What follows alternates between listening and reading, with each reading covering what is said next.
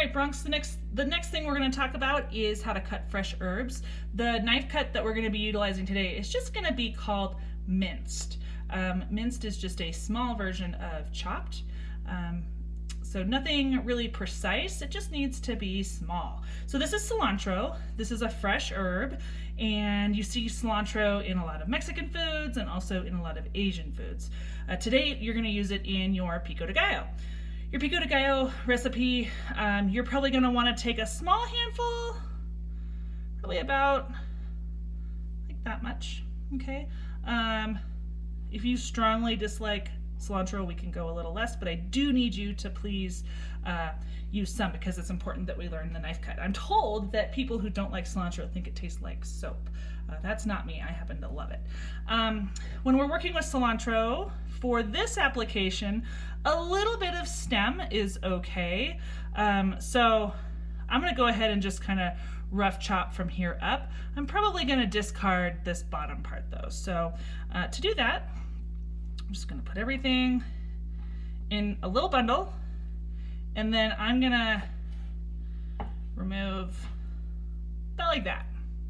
Okay, that's going to go to the chickens, and then everything else we're just going to kind of move into a pile and use our knife. I still have some tomato over there, cute.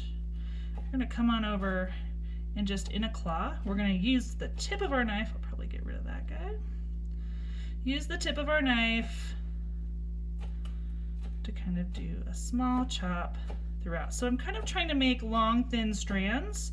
You know, this is pico de gallo. It's a little rustic, and what we're not looking for is big, huge leaves. A little bit of stem is okay, but we don't want, like, that's too much. That's too much. We want to go back over that. So we'll just go over this a couple times. Now, I kind of did a rough chop with the tip of my knife. Get that tomato out of there.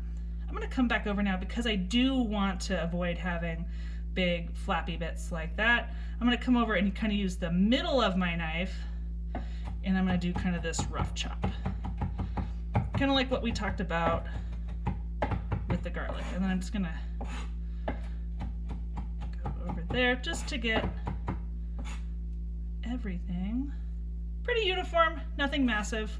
Okay, there's a couple guys there we want to fix. We're good to go. Okay, so that's how we chop fresh herbs. We eliminate the stems, we bundle it into a ball, we do kind of a chop across, and then come back, dot, dot, dot, dot. Nice and easy. It's very consistent. So our pico de gallo is coming together really nicely.